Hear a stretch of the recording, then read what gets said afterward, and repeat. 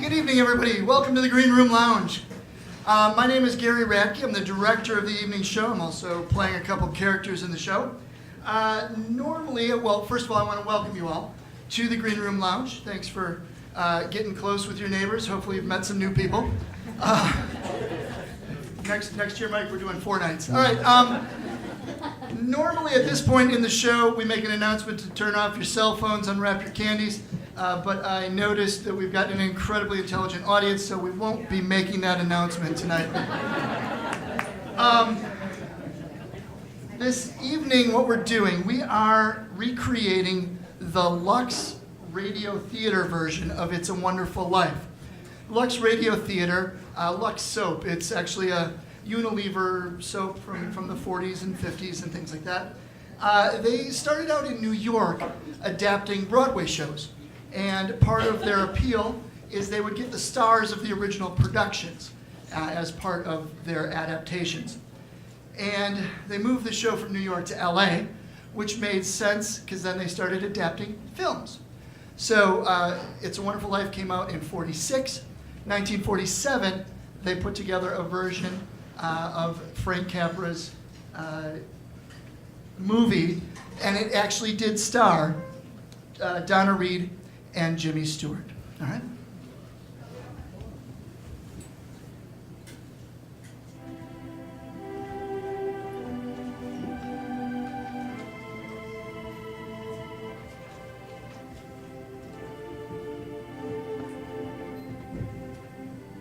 Lever Brothers Company, the makers of Lux Toilet Soap, bring you the Lux Radio Theatre production of It's a Wonderful Life. That's right, tonight we bring you one of the season's most inspiring hits, a Liberty Films production that's been nominated for the highest award. It's a Wonderful Life is the drama of a typical American. It might be you, it might be me. He dreams of glory, he lives in hope, he loves and doubts. And only Providence puts a final value on his service to humanity. Our story starts before the war, when life was normal. Shortages were generally unknown, and simple luxuries like Lux soap were abundant. I won't say that's the only reason people said it's a wonderful life, but I do know from the thousands of letters in our files that most of them said, it's a wonderful soap. And they keep right on saying it day after day. In fact, the popularity of Lux soap is what makes it possible to present such entertainment as Frank Capra's great production, It's a Wonderful Life.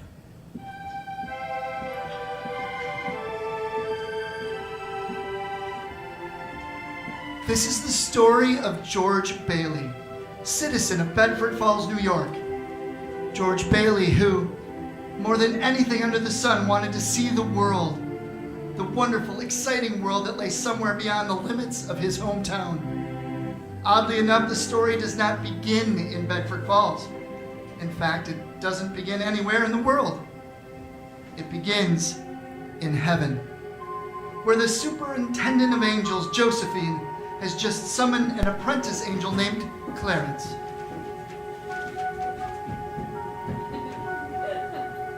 Oh, I'm really going down to Earth, ma'am? Oh, how splendid! Yes, there's a very discouraged man down there, Clarence. George Bailey. At exactly 10:45 p.m. Earth time, he'll be thinking seriously of ending his life. Oh, dear, his life? Now, I want you to stop him if you can. Now, sit down. Sit down, I'll give you Bailey's case history. Ma'am, if I should accomplish my mission, may I perhaps get my wings? I've been waiting over 200 years now, and, well, people are beginning to talk. Clarence, what's that book? It's The Adventures of Tom Sawyer, ma'am. I was reading it when you sent for me. Oh, fine book. Excellent. Well, you do a good job on George Bailey, and we'll see about your wings. Oh, thank you, ma'am. Now listen, when George Bailey was a boy, 2 events occurred that you should keep in mind. One was when his younger brother Harry fell through the ice and almost drowned. George saved him. Brother fell through the ice. George saved him. Good. Now ever since, George has had a bad ear. All that icy water, you understand. A bad ear. Yes, ma'am. The other event came a few months later. George used to work after school in Mr. Gower's drugstore. One day, Mr. Gower's only son died of influenza. It was a terrible blow, and poor Mr. Gower tried to lose his grief in whiskey. Where you been, George? Mrs. Blaine's called twice. What happened to her prescription? You lost it, didn't you? No, Mr. Gower, here it is. Yeah, you good for nothing.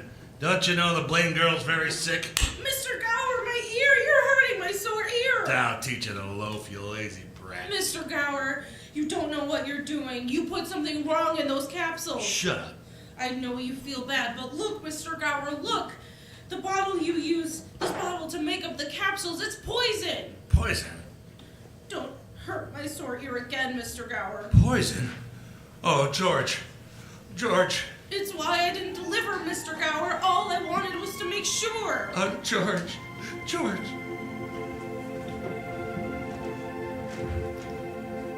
Well, Clarence, that was George Bailey as a boy. When he grew up, he wanted to go to college, but there just wasn't any money. So he worked 4 years in the Building and Loan Association. The Building and Loan Association? Oh, I forgot to tell you. George's father was in the building and loan business. He and his Uncle Billy, high ideals and low bank account. Anyway, George worked for his father and saved enough to see him through the university. That summer, though, he was going to go to Europe, get a job on a cattle boat, do a little traveling before college. Boy, oh boy, it's hard to realize it's my last night at the Bailey boarding house. Well, we're sure gonna miss you, George. Oh, I'm gonna miss you too, Pop. Hey, what's the matter? You look tired. I had another tussle with old Henry Potter today. Oh, I thought when you put him on the board of directors, he'd ease up. Oh, so did I. I just can't understand a man like Mr. Potter. He can't begin to spend all the money he has. I guess Potter owns about everything he wants in Bedford Falls except our building and loan. And that's why he hates us. Hey, George, can I borrow your tuxedo studs? Yeah, help yourself, Harry. Where are they? In your suitcase? No, I'm not taking a tuxedo on a cattle boat, you know. Say, where'd you get that suitcase anyway? Oh, Mr. Gower, a going away present. And one of these days, you're going to see that bag covered with travel labels. Italy and Baghdad and Samarkand. Gonna have a pretty full summer, eh? I'm going to have a pretty full life. Hey, why don't you come to the dance tonight? What? And be bored to death? Well, I couldn't want a better death. Lots of pretty girls. Hey, I gotta hurry. I wish we could send Harry to college with you, George. Oh, well, you know, but we've got all that figured out now, Pop. He'll take over my job at the building and loan, work 4 years like I did, then he'll go. Yeah, he's pretty young for that job. Well, no younger than I was. Maybe you were born older, George. Huh? George, when you get out of college, I don't suppose you'd come back to the building and loan. Oh, no, now, Pop, I just couldn't. I couldn't face being cooped up the rest of my life in a shabby little office. Oh, I'm sorry, Pop. No, I didn't mean that, but it's just this business of nickels and dimes. I'd go crazy. I want to do something big, something important. Well, in a small way, we are doing something important, George. In that shabby little office, we help people figure out how they can own their own homes. I know, Pop. I just wish I felt, well, I just feel that if I don't get away, I'd bust. Yeah, you're right, boy. You go get an education, then get out of here. Oh, Pop. You want to hear something crazy? I think you're a pretty great guy. Well, thanks, George. I'm glad to hear it. Look, why don't you go over to Harry's dance? You'll have a good time. Well, I don't know. Maybe I will drop in. Yeah, maybe I will at that.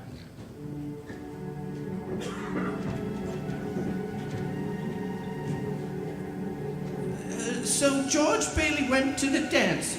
Is that important, Josephine? Why, it was at the dance he met Mary Hatch.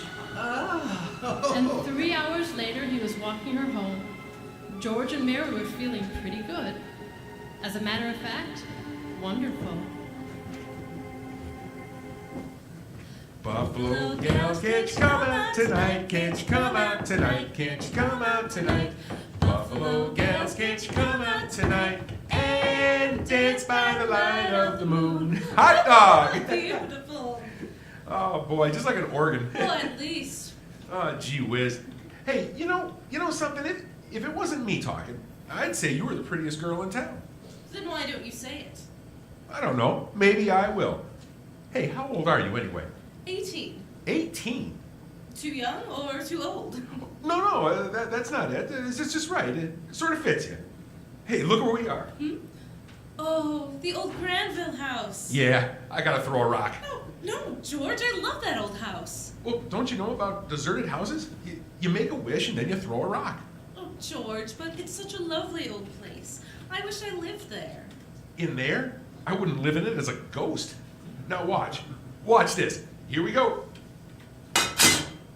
Ah, how about it, huh? What? Pretty good shot. Broke a window. What do you wish, George? Oh, I don't know. Not just one wish. A whole hatful of them, Mary.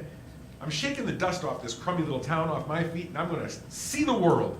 Italy, Greece, the Parthenon, the Colosseum. And then I'm coming back here and go to college and see what they know. And then I'm going to build things.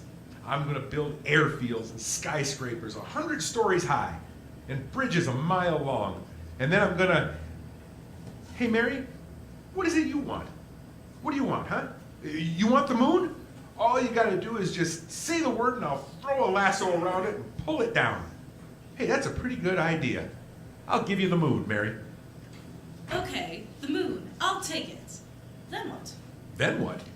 Well, then you could swallow it. And it would dissolve like an aspirin, you know? And the moonbeams would shoot out of your fingers and the ends of your hair and the... you think I'm talking too much. Yes! And why don't you kiss her instead of talking her to death? How's that? Youth is wasted on the wrong people! Yeah, well, hey, you just wait a minute, mister. Hey, you come on back here. I'll show you some kissing. George! Hey, Uncle Billy. George. Look here, I'm going to kiss Mary. Watch. George, get in the car, quick! Your father's had a stroke. What? George, get in, hurry!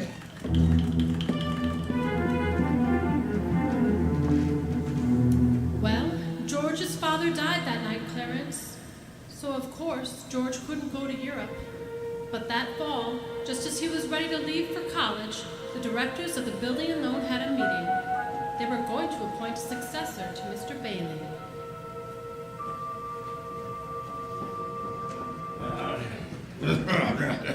What was that you said, Mr. Potter? I said, as long as Peter Bailey's dead, let's dissolve the building and loan. We don't need it. Now, wait a minute! No, you wait a minute. Peter Bailey was not a businessman. Ideas without common sense can ruin a town. What do we get? A discontented, lazy rabble instead of a thrifty working class. Now, hold on, Mr. Potter. It meant no disrespect, George. Now, wait a minute there. Now, why my father ever started this cheap penny-ante building and loan, I'll never know. But just remember this, Mr. Potter. This rabble you're talking about, they do most of the working and paying and living and dying in this community. Well, is it too much to have them work and pay and live and die in a couple of decent rooms and a bath? Anyway, my father didn't think so. People were human beings to him. But to you, a warped, frustrated old man, they're cattle. Well, in my book, Mr. Potter, he died a much richer man than you'll ever be. I'm not interested in your book, George. I'm talking about the building and loan. You're talking about something you can't get your fingers on, and it's galling. That's what you're talking about. Well, this town needs this measly one-horse institution, if only to have some place where people can borrow a few dollars without crawling to you. Now, come on, Uncle Billy. What happened, George? Yeah, all we heard was a lot of yelling. Boy, oh boy, you should have heard George. Yeah, they're in there voting us out of business. Well, who cares? I can get another job. I'm only 41. 45. Well, you get out of here, George. You missed your boat trip. Do you want to miss college, too? George, we just voted Potter down. We're still in business. Whoopee! We're still in business! We're still in business! No, but there's one condition, George. They've appointed you to take your father's place. Appoint me? But I'm going to college. Look, this is my last chance. Uncle Billy's your man. George, you've got to take it. Otherwise they'll vote with Potter.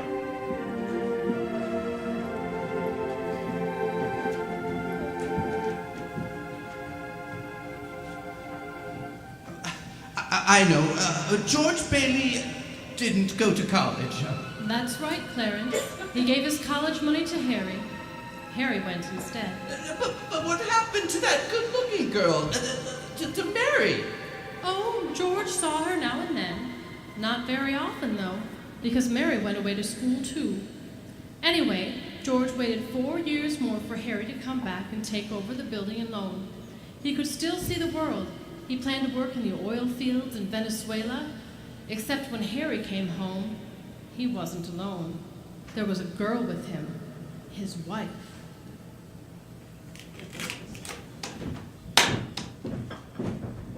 George? Yeah, I'm out on the porch, Mother. I just thought I'd get some air. Well, how do you like your new sister-in-law? Oh, she's swell. Looks like she cannot keep Harry on his toes. Yeah, keep him out of Bedford Falls anyway. Well, what do you mean? Well, Ruth's father, he's got a wonderful job for Harry lined up in Buffalo. Buffalo? Well, that means Yeah. you have to... Well, you can't... Yeah. George, did you know Mary Hatch is back from school? Yeah. Nice girl, Mary. Mm-hmm. Oh, stop grunting. Well, Give me one good reason why you shouldn't call on Mary. Sam Wainwright. Sam's crazy about Mary. Well, she's not crazy about him. Well, now, how do you know that? Did she discuss it with you? How do you know? Besides, Sam's away in New York. Oh, and all's fair in love and war, huh? Uh-huh, I see. Okay, Mother, I think I'll go out and find that girl and do some passionate necking. Oh, George! Goodbye, Mrs. Bailey. By the way, do you want any books at the library? Library? George? George, you go and see Mary. Do you hear?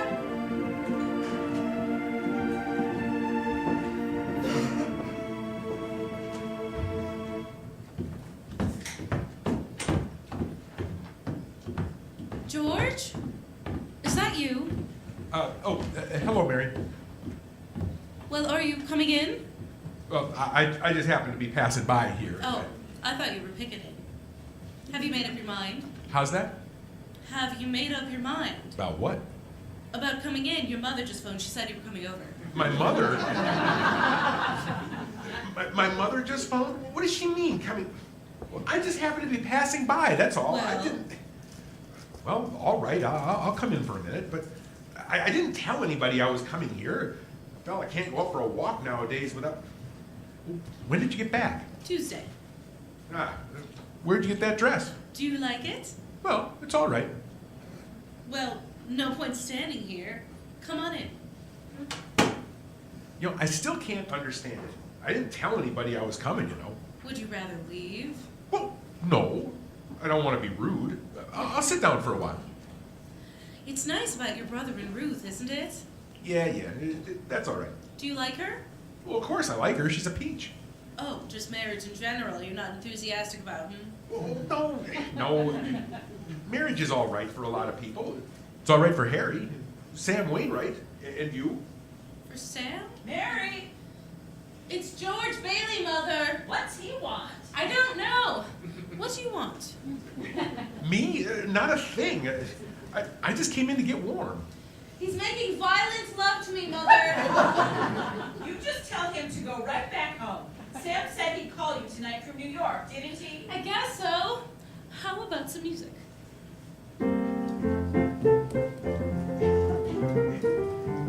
You know, your mother needn't. You know, I didn't come here to... Well, what did you come here for then? I don't know. You're supposed to be the one with all the answers. You tell me. Oh, why don't you go home? I don't know why I came here in the first place. Good night. Good night. Mary! Telephone! Mary! The way you're shouting, you think that... Mary! You think what? Mary! All right, we'll get it. George, on your way up, would you mind turning off the phonograph? I'd be very happy to. Doggone crazy song. Hello, Sam? Mary! Gee, it's good to hear your voice. How are you, Sam? I forgot my hat. Hee-haw. What? Oh, I was just talking to an old friend of yours, George Bailey. Old Mossback George? Oh, Mossback George. Well, put him on. I'll talk to him, too. Wait a second. George. He doesn't want to speak to George. He does so. He asked for him. did you call me? Because if you did, I'm in a hurry. Sam wants to talk to you. Oh. Hi, Sam. Hey, fine pal, you are trying to steal my girl? What do you mean? Nobody's trying to steal anybody's girl. Here, Mary, take the phone. No, wait, George. I want to speak to you both. Tell Mary to get on the extension upstairs. He says for you to get on the extension upstairs. I can't. Mother's on the extension. I am not. We can both hear George. Just put your head a little closer. What? There. That's better. We're listening, Sam. Well, I have a big deal coming up that's going to make us all rich. George, you remember that time you told me about making plastics out of soybeans? Soybeans? Yeah, soybeans, yeah. Well, my father's checked into it, George, see? And now he's going to put up a factory.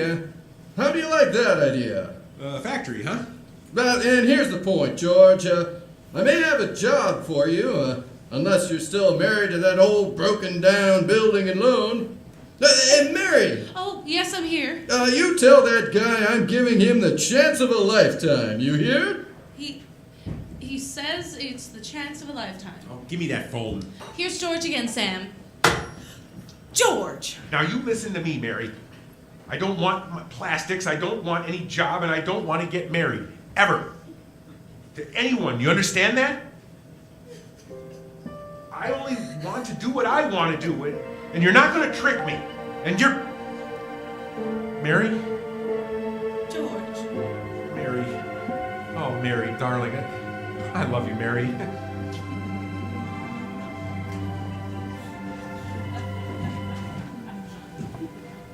Well. So George Bailey and Mary Hatch were... Yes, George and Mary were married. And they started off their honeymoon in Ernie Bishop's taxicab. Hey, where you two going on this honeymoon now? Oh, we're going to shoot the works, Ernie. A whole week in New York, a whole week in Bermuda, the highest hotel, the oldest champagne, the hottest music, and the prettiest wife. Oh, so you're finally getting out of Bedford Falls, eh? And then what? Well, then what, honey? After that, who cares? That does it. Hey, you know, Mrs. Bailey, I haven't kissed you yet. Hey, George, there's something funny going on over there. Look over there at the bank. Looks like a run. Pull over there a minute, will you, Ernie? Yeah. George, let's not stop, please. Let's go straight to the station. No, wait a minute. I better see what it is. I'll be right back. George, please, George.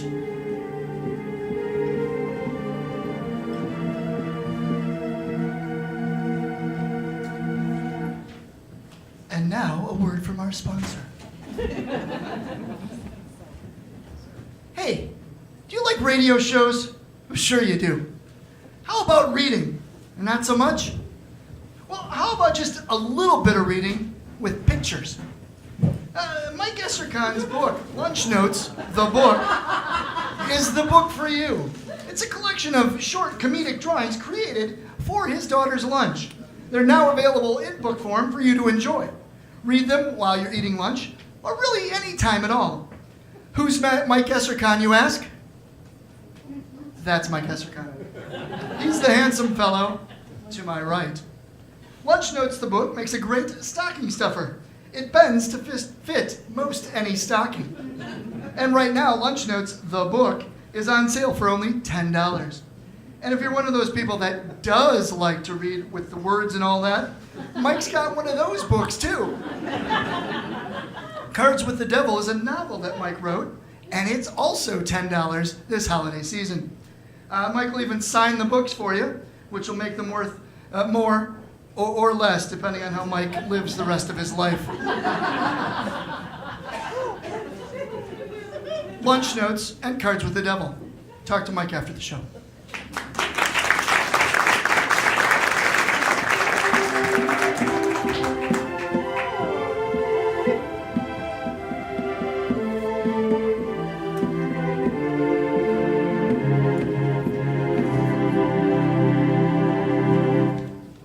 And now Act 2 of It's a Wonderful Life. We're back in heaven again, where the superintendent of angels is reviewing the case history of a mortal named George Bailey. Clarence, the apprentice angel, is very eager to depart on his mission to Earth.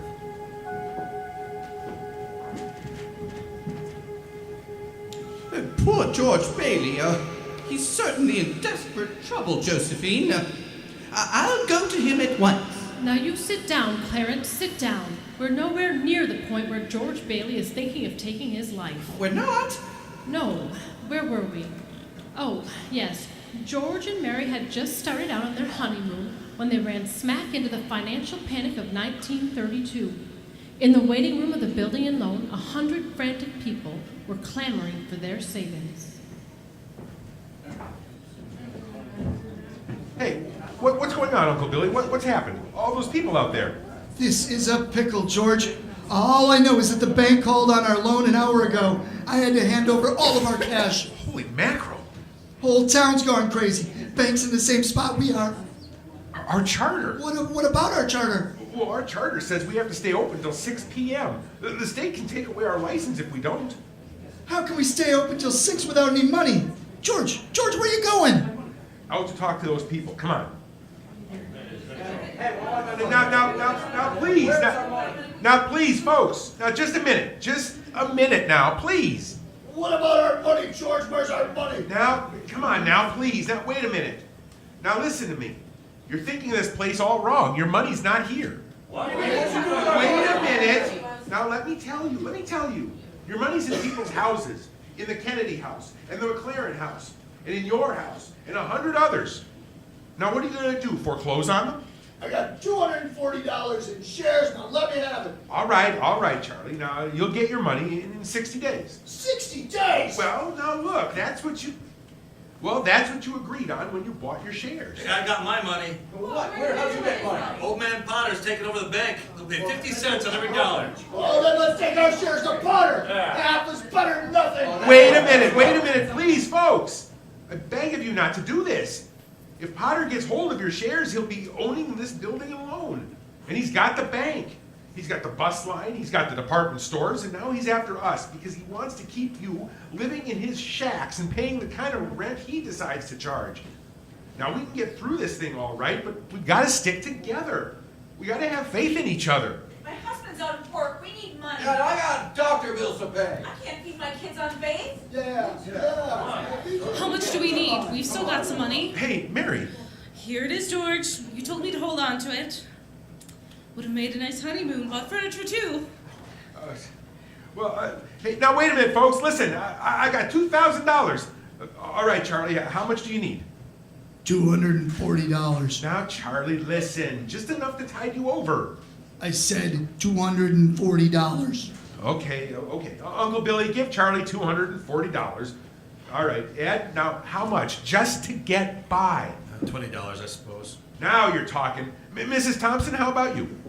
$20 will do me. Good. $20, Uncle Billy. Pay it back when you can. Now, pay it back when you can. All right, who's next?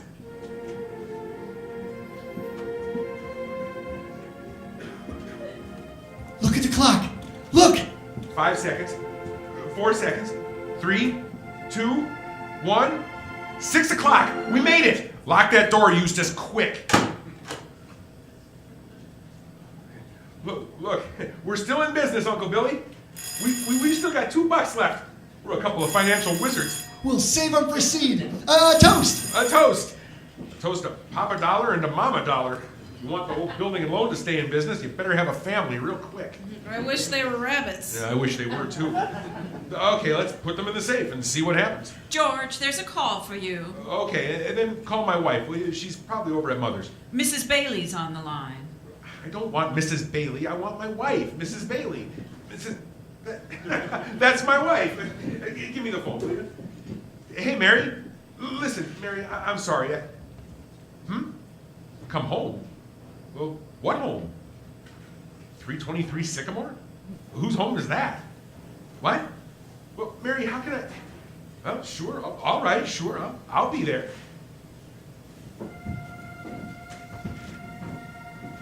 Clarence, guess what 323 Sycamore was? His mother-in-law's house, huh? Oh, no. Number 323 Sycamore was the old Granville house, the one George threw rocks at and made wishes on. Yes, sir, that's where they spent their honeymoon. That's where they started housekeeping. They were still living there 2 years later when old man Potter asked George to stop by his office. Sit down, George. Sit down. Have a cigar. Well, thank you, sir. Now, George, you're a young man, married, making, say, $40 a week at the building alone? 45. Ooh, 45. Huh. Now, if you were some ordinary yokel, I'd say you were doing fine. But George Bailey is intelligent, ambitious. He hates the building and loan almost as much as I do. He's been dying to get out of town ever since he was born. But he's trapped. Trapped into frittering his life away and playing nursemaid to a bunch of garlic eaters. Do I paint a correct picture, George, or do I exaggerate? Well, what's your point, Mr. Potter? My point is that you're the only man in town who's licked me, George, and I want to hire you. Manage my affairs. I'll start you off at $20,000 a year. $20,000? $20,000 a year? Are you sure you're talking to me? Mm-hmm. I'm George Bailey. Don't you remember me? The building and loan, remember? Yes, George Bailey, whose ship has just come in. Provided he has sense enough to climb aboard. No, but what about the building and loan? Confounded man. I'm offering you a 3-year contract at $20,000 a year. Is it a deal or isn't it? No. No, the answer's no, doggone it. If you offered me $1 million to stay around this town and play stooge to you, the answer'd still be no. Now let me alone. Don't bother me.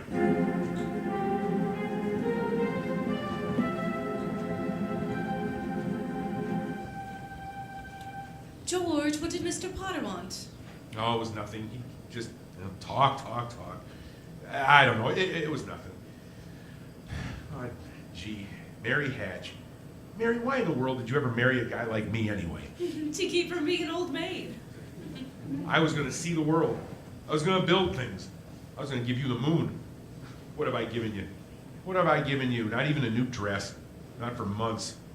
Oh, gee whiz, I feel awful. So do I. Mornings especially.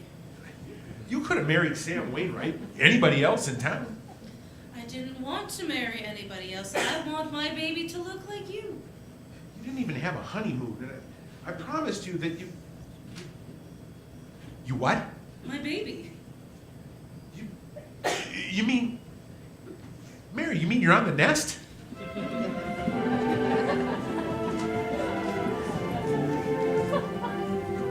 Well, Mary had her baby, Clarence, a boy. Oh, you don't say! Then she had another one, a little girl. Well, what do you know? Night after night, George would come home late from the office. Things weren't good at the building and loan. Potter was really bearing down on him. Then came the war. Mary had another baby by then. But she still had time to help out in the USO. Uncle Billy sold war bombs, and George's brother Harry became a real hero. Shot down 15 planes. But George, what about George? Well, George was 4F, his bad ear. He was an air raid warden. On VE Day, he wept and prayed. On VJ Day, he wept and prayed again. We're getting pretty close to today, aren't we, ma'am? Yes, Clarence. You now know almost everything you have to about George, except what happened to find him here down at this moment, wanting to die. Well, ma'am? Well? Well, today's the day before Christmas, Earth time. George is pretty excited. Hey, Tilly, Eustace, hey, look at the newspaper. Commander Harry Bailey, decorated by the president. That's my kid brother, the Congressional Medal of Honor. Gosh, George, gosh. Oh, what do you think about that? 15 Jap planes, and the last one he got was just about to dive into a transport loaded with soldiers. You know what that means? He saved lives, hundreds of lives. Oh, hey, gee whiz. Where's Uncle Billy? Gone to the bank, George. Oh. He's depositing that $8,000. Oh, good. Who's that in his office? It's that woman again, the bank examiner. Oh, yeah. Well, good afternoon, Miss Carter. Hey, Tilly, get the books for Miss Carter, will you? You know, that's my brother's picture there, Miss Carter. He shot down 15 planes, and one of them was just about to...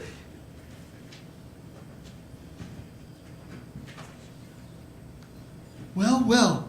Mr. Henry F. Potter come to the bank to deposit some more loot, eh? Look out, you old fool. How'd you like the news in the paper, Mr. Potter? Just can't keep those Bailey boys down now, can you? Well, let me see that newspaper. Here, sorry I can't jet, you old thief. Gotta make a deposit. Here you are, Helen. Deposit slip, bank book, and have a very Merry Christmas to you. You too, Mr. Bailey. Say, you've forgotten something, haven't you? Helen, I've forgotten things all my life. Get a wheel on, boy. But Mr. Bailey, where's the money? I'm sorry, what's that? You want to make a deposit? Well, certainly I want to make Well, it's customary to bring the money with you. It's gone? Where did I put it? Where did I put that money? A terrible thing, Clarence. Terrible. Uncle Billy couldn't find the money because it was in the envelope that was folded in the newspaper that he gave to Old Man Potter.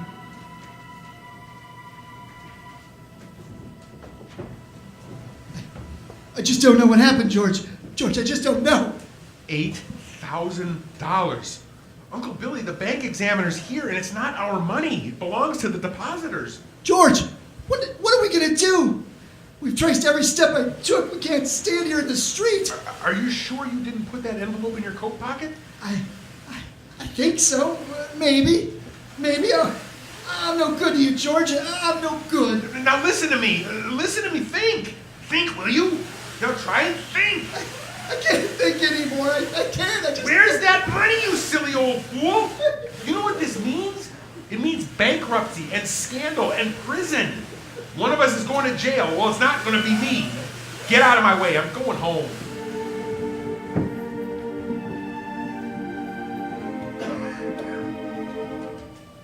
George, dear, what's wrong? You haven't said a word since you came home. That banging on the piano. Does she have to keep playing the same piece over and over and over again? I have to practice for the Christmas party, Daddy. What is it, dear? Another hectic day? Yeah. Another red letter day for the Baileys. Hey, Dad, the Murphys got a brand new car. You should see it. What's the matter with our car? Isn't it good enough for you? I'm sorry, Dad. I only... Run upstairs, Petey. See if Zuzu's all right. Okay, Mom. Now, what do you mean, see if Zuzu's all right? What do you mean? Oh, she caught a little cold coming home from school. She didn't button up her coat. What is it? What do you mean, just a cold? George, the doctor said it was nothing serious. The doctor? Was he here? Well, I thought he'd better take a look at her. This drafty old house. No wonder we don't all have pneumonia. Might as well be living in a refrigerator. Why do we have to live here in the first place and stay around this measly, crummy town?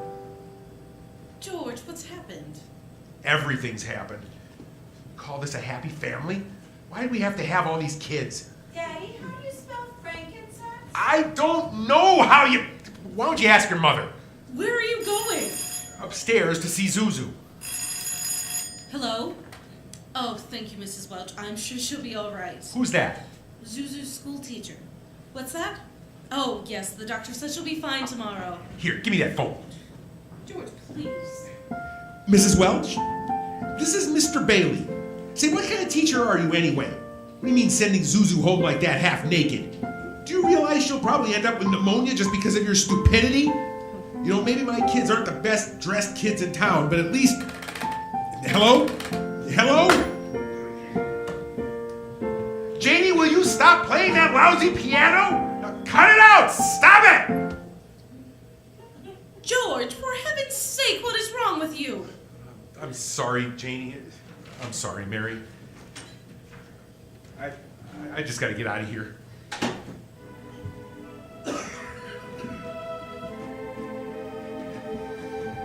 So that's it, George. You're short $8,000 in your accounts, eh? Please, Mr. Potter, I'll pay any sort of bonus. If you still want the building and loan. You say it was lost.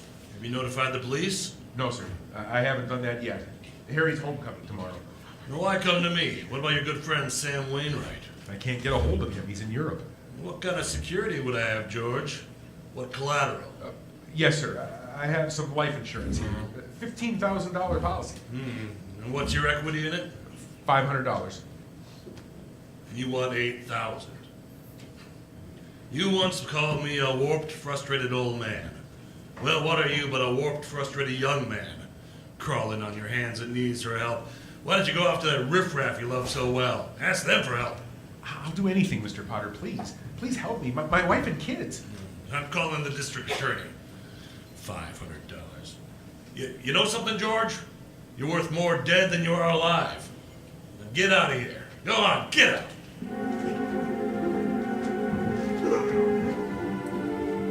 And all that time, Potter had the $8,000 in his desk drawer. It's still there, Clarence. But where's George, ma'am? Where? Well, he went over to Martini's Cafe. He's had a couple of drinks, Clarence. He's just standing there, sort of in a daze. Oh, God. God, dear Father in heaven, I'm not a praying man, but if you're up there and you can hear me, please, show me the way. I'm at the end of my rope. Show me the way, God. Mr. Bailey, are you all right? Don't drink no more, Mr. Bailey, please. You don't feel so good. Bailey? Did you say Bailey? Which Bailey? This gentleman is Mr. Bailey, Mr. George Bailey. George Bailey, huh? Oh, no. And next time you talk to my wife like that, you'll get worse. It isn't enough she slaves teaching your stupid kids how to read and write. You gotta ball her out. Hey, you get out of here, Mr. Welch. You hit my best friend. Go on, get out. All right, I'm going. Yeah. Hey, Mr. Bailey, are you okay? Who was that? Mr. Welch, but don't worry. He don't come in this place no more. I'll get you something for your face. It's bleeding. No, I'm all right. Oh, please, don't go away, Mr. Bailey. Leave me alone. Don't go away. Let me alone. Don't go away. Well, George left Martini's Cafe 5 minutes ago, Clarence. He's at the river now, on the bridge, looking at the water. Are you ready, Clarence? All ready, ma'am. Very well. Save George Bailey's life, and you'll get your wings. My wings! Oh, thank you, Josephine. George! George Bailey! Get away from that bridge! Do you hear me, George? George!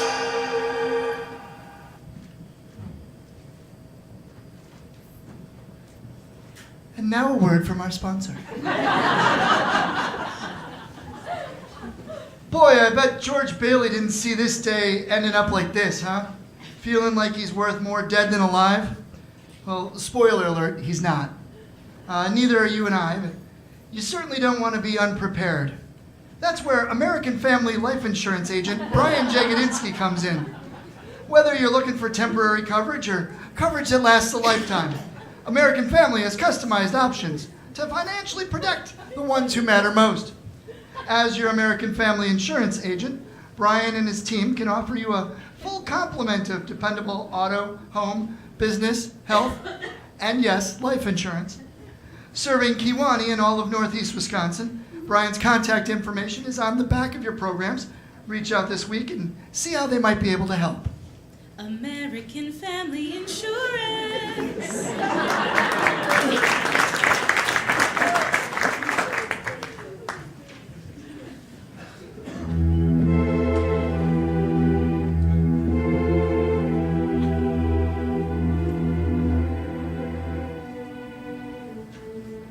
And now, Act 3 of It's a Wonderful Life. Numb with despair, convinced, as Mr. Potter said, that he's worth more dead than alive, George Bailey stands on a bridge, staring at the dark, frigid waters below. Suddenly, there's a splash. Oh, help! Help! I'm drowning! Oh, help! No, that's not George. It's Clarence, the apprentice angel. And there goes George in after him. It's a few minutes later now, and we're in the bridge keeper's shack. George and Clarence are drying off. Hey, you both sure you're all right? You want a doctor? No, I'm all right. Oh, I'm fine. Oh, this underwear. I didn't have time to get anything more stylish. My wife gave this to me on my last birthday. I passed away in it. Wait, you what, mister? Oh, when I see Tom Sawyer's drying out, too. Who? Oh, my book. I left in such a hurry, I thought I'd better bring Tom Sawyer with me. Hey, how'd you happen to fall in? Oh, I jumped in. I jumped in to save you. Jumped in to save me? Well, I did, didn't I? You didn't go through with it, did you? Go through with what? Well, with suicide. Hey, it's against the law to commit suicide around here. Yeah, well, it's against the law where I come from, too. Yeah? Where do you come from? Heaven? Oh, that's very funny. Very funny. Your lips bleeding? Yeah. I got a bust in the jaw in answer to a prayer. Oh, no, George. I'm the answer to your prayer. Hey, how'd you know my name? Oh, I know all about you. Well, who are you supposed to be anyway? Clarence Oddbody, AS2. Clarence Oddbody. What's the AS2 for? Oh, Angel, second class. Hey, I'm getting out of here. You might not need a doctor, but I do. Cheerio, my good man. Yeah. Hey, look here. Why'd you want to save me? Oh, because I'm your guardian angel, George. Oh, I see. Uh-huh. You look about the kind of an angel I get. What happened to your wings? Oh, well, I haven't won my wings yet. That's why I'm an angel second class. Oh, I see. Yeah, but you can help me earn them, George, by letting me help you. Oh, uh-huh. Don't happen to have $8,000 on you, do you? No. We don't use money in heaven. Oh, that's right. Yeah, I can't forget. I see. It comes in handy down here, though, Bob. Of course, I found it out a little late. You know, I'm worth more dead than alive. Whoa, you mustn't talk like that. Josephine will never give me my wings if you keep feeling that way. You just don't realize what you've done for folks. Why, if it hadn't been for you... Yeah, if it hadn't been for me, everybody'd be better off. My wife and my kids and my friends. Oh, this is not going to be easy. They'd all be better off if I had never been born. What did you say? I said I wish I'd never been born. George, that's wonderful. Wonderful? What? The idea you gave me. Well, you've got your wish. You've never been born. I've never been born. Exactly. No worries. No $8,000 to get nothing. You simply don't exist. All right. Okay. All right. George, I can do things, strange things. I can show you the world. George, I can show you the way your life would be if you hadn't been born. The way the world would be. No, yeah, wait a minute. Wait, this ear of mine. Say something else in that bad ear. Oh, you don't have a bad ear anymore. I don't think you're concentrating. Don't you see? You're not the George Bailey you think you are. But you're nobody. Well, that's the doggonest thing I ever... God, that ear. And your lips stopped bleeding too. Yeah. Hey, what's happening around here? What is this anyway? I need a drink, that's what I need. What about you, Angel? Want a drink? Well, I don't know. Oh, come on. We'll go as soon as our clothes are dry. Our clothes are dry, George. Hey, so they are. That's funny. Well, look, let's get dressed and we'll stroll over to Martini's and then... oh, excuse me. I mean, I'll stroll. You'll fly. No, I don't have my wings. Ah, you don't have your wings yet. That's right. I forgot that again. A couple of drinks and we'll both fly, huh?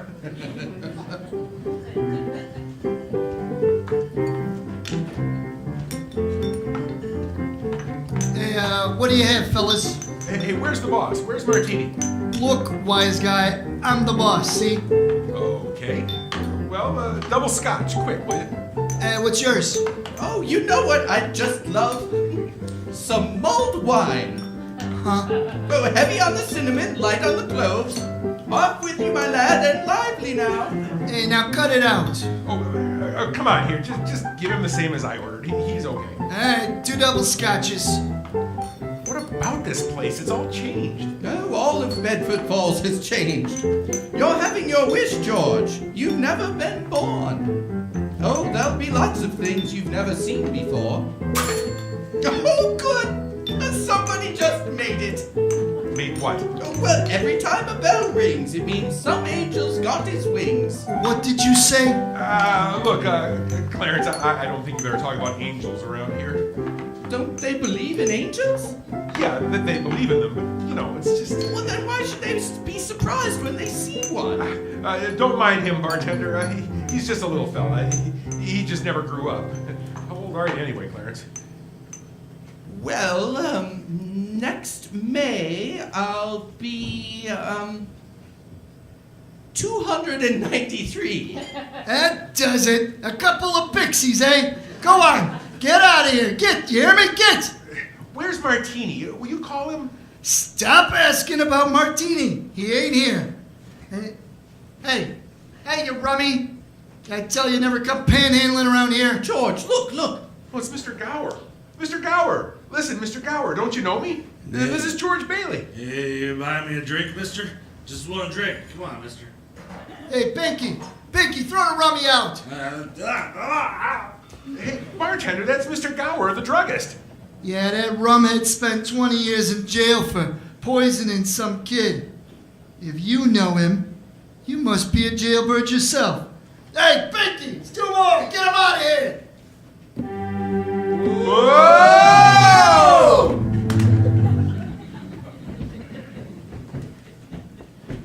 Well, get up, George. Good thing he threw us in this snowbank, eh? Where's Mr. Gower? No, Mr. Gower doesn't know you, George. You see, you weren't there to stop him from putting poison in that prescription. What do you mean I wasn't there? Look, now tell me, who are you? Are you a hypnotist? George. Look, why am I seeing all these strange things? Oh, don't you understand? It's because you were never born. Well, if I wasn't born, then who am I? Nobody. You have no identity. Well, what do you mean I have no identity? No papers, no driver's license, no 4F card, and no insurance policy. Zuzu's bell. What? Zuzu's bell. I bought my little girl a bell to hang on the Christmas tree, and I forgot to give it to her. I've got it in my... Well, it's gone. It's gone too. Everything's gone. But you've been given a great gift, George. A chance to see what the world would be like if you'd never been born. You're crazy. You're crazy as a bed bug, and you're driving me crazy too. Now look, I'm going home to my wife and family. You understand that? And I'm going home alone. Better not leave him alone, Clarence. Keep following him. Oh, Josephine! Oh, I'll stay near him, ma'am. Oh, poor George. Well, he's seeing Main Street now the way it would be if he hadn't lived. Oh, the thing that's really shocked him, ma'am, is the building and loan office. Do you know what it is now? It's a pawn shop. Well, what's he doing? Can you see? Oh, he's talking to Ernie Bishop, the taxi driver. He wants to go home. You'd better take along, Clarence. Oh, I will, ma'am, I will.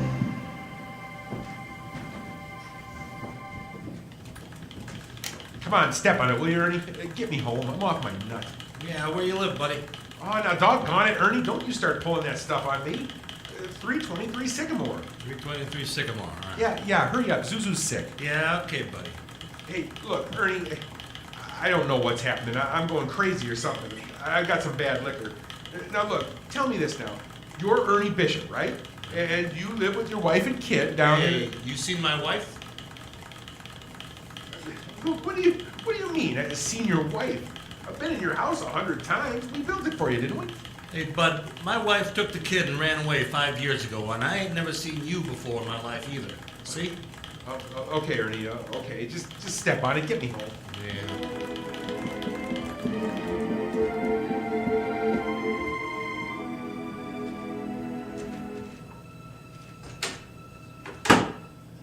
Mary? Mary, where are you? Janie? Petey? Zuzu? Zuzu, where are you? This is just an old abandoned house, George. You have no wife and no children. Well, where are they? What have you done with them? Yeah, there you are, Bert. That's him. See, I told you. All right, up with your hands. Oh, Bert. Bert the cop. Thank heaven you're here. Now look, why don't you be a good fella and I'll take you to the doctor. Bert. Now, Bert, listen to me. What's the matter with you guys? Listen, it's that fella there. He says he's an angel. He tried to hypnotize me. I hate to use my nightstick, but I guess if I... Ow! Oh, run, George, run! He can't hit you while I'm biting him! Ow!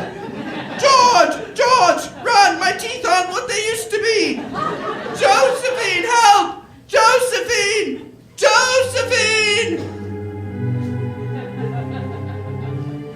Where'd they go, Ernie? Where'd they go? I don't know. They just disappeared. Clarence? Oh, Josephine, I hope you don't mind my calling on you like I did. It was very irregular, Clarence. You're by yourself again. Where's George? Oh, he's at his mother's house, ma'am. Well, if George hasn't been born, he has no mother. Oh, he's being very stubborn. He'll just have to find these things out on his own. But his mother, that's a terribly bitter blow to a man. His own mother not knowing him. You mean that I shouldn't have let him go? I mean you'd better find him right away. Oh, and stop biting policemen, Clarence.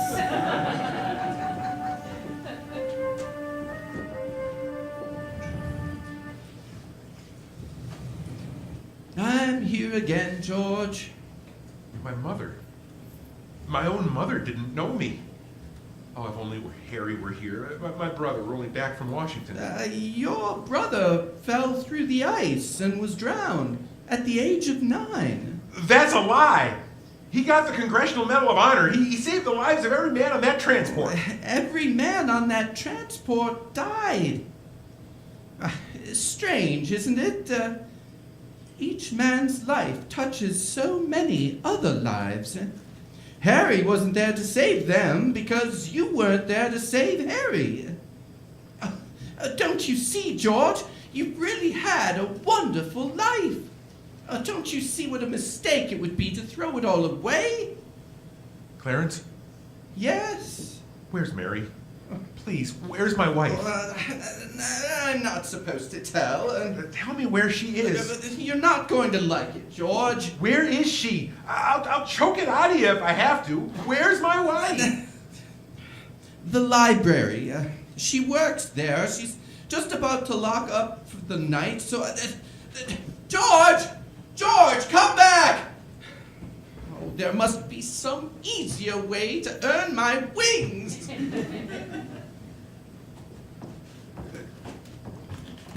Mary? Mary? I'm sorry, the library's closed. Mary, it's George. Don't you know me?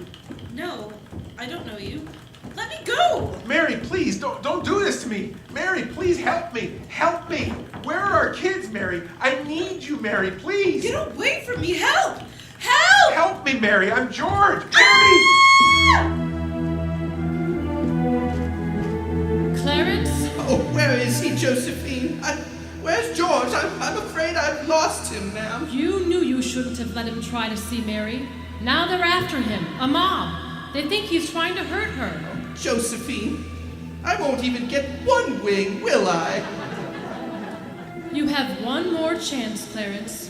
Get over to the bridge by the river. I think George has seen just about enough.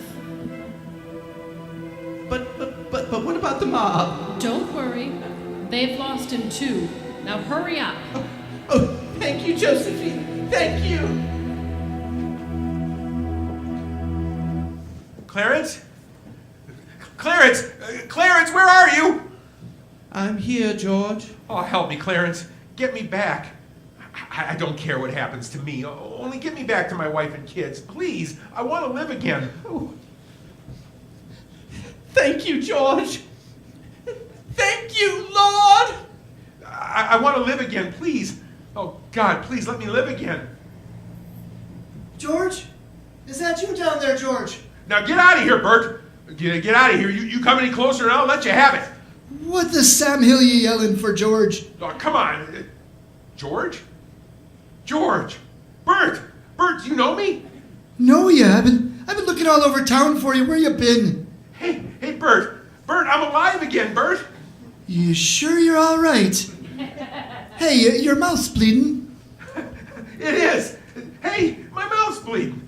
Bert, look at the blood come out of there, would you? Hey, where's Zuzu's Christmas bell? Bert, I had it right in my pocket. Oh, here it is. Hey, it's in my pocket. What do you know about that? Hey, Merry Christmas, Bert. Well, Merry Christmas. Get in the car. I'll drive you home. You will, Bert? Will you do that? Oh, and turn the sirens wide open, huh? Oh, Merry Christmas, Bedford Falls! Oh, hey, Merry Christmas, you old building and loan! Merry Christmas, Mr. Potter! Yippee!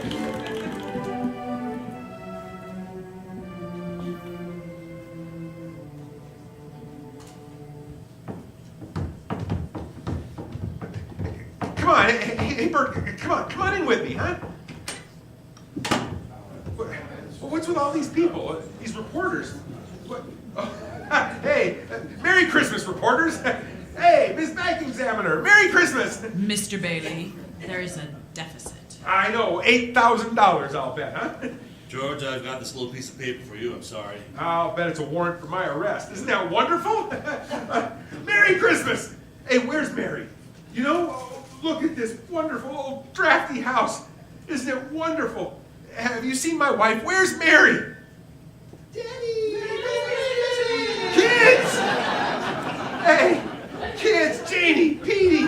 Oh, I could eat you up. Where's your mother? She went looking for you, Daddy, with Uncle Billy. Daddy! Zuzu!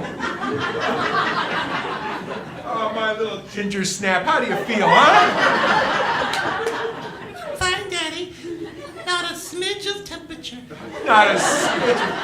Oh, hallelujah. George, darling. Mommy. Mary. George, where have you been? Oh, Mary. Oh, George. Mary, just let me touch you. Oh, you're real. Mary, you've got no idea what happened to me. You have no idea what's happened either. They're on their way here. Who? Who's on their way? Oh, it's the police department. I don't know, the FBI, the National Guard. Oh, I'm alive again, Mary. Oh, listen, Mary, I'm alive again. Oh, yes, darling, yes. Now, close your eyes and come on downstairs. What is it? Can I open my eyes yet? Mary, what's going on Now, here? keep your eyes closed. Now, I'll just walk you over here by the Christmas tree. Well, there's people. I hear lots of people. What is it? Just 1 minute now. We're all ready. Uncle Billy! Come in, everybody! Hooray! George, look! Just look! Uncle Billy? Money, George! A laundry basket filled with money! It's money for you! Mary did it, George! Mary! I don't understand. What money? What? People heard you were in trouble, darling. These people, your friends, they collected this money for you, the $8,000. Charlie, wait, where's Martini? And Mr. Gower? Hey, how are you, Mr. Gower? Mrs. Thompson, Ed, Tom, everybody. Hey, none of us would have a roof over our heads if it wasn't for you, George. Oh, gosh, this is wonderful. Hey, Mary, look. Look who's coming in. Mother. Oh, hi, Mother. Hey, and Harry. Got Mary's telegram, George. Flew in as fast as I could. Hey, everybody, how about a toast? Huh? A toast. Good idea, Ernie. A toast. To my big brother, George. The richest man in town. Hooray!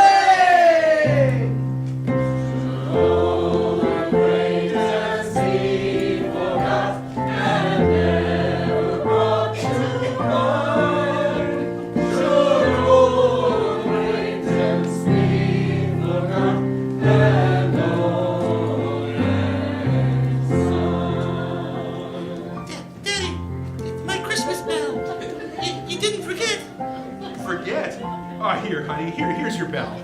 Daddy!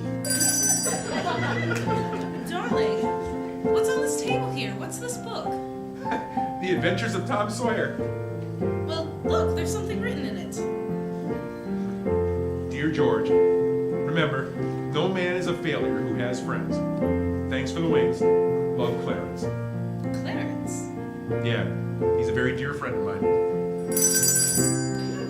Daddy, Mrs. Welch says every time a bell rings, an angel gets his wings. That's right, Zuzu. That's right. Attaboy, Clarence! Attaboy! Happy landings! We'll sing a cup of kindness set for all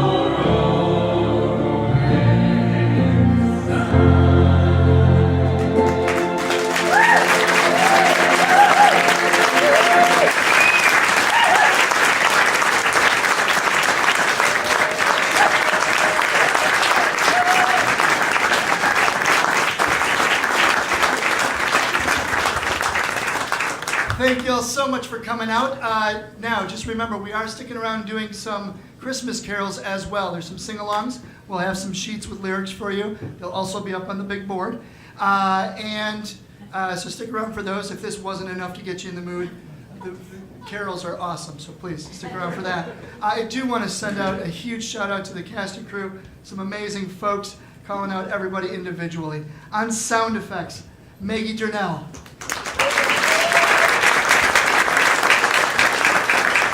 Also on sound effects, Patricia Jagodinsky.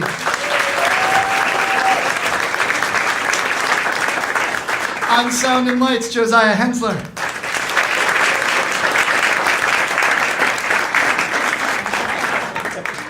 Thanks. Our musical director, Brian Gruselle.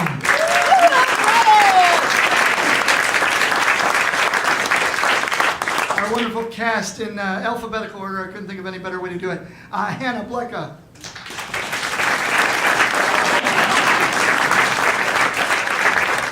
Mike Eserkaln. Tom Harter.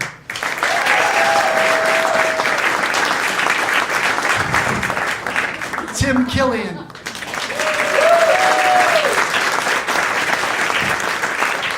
Carrie Liebhauser. Natalie Rein.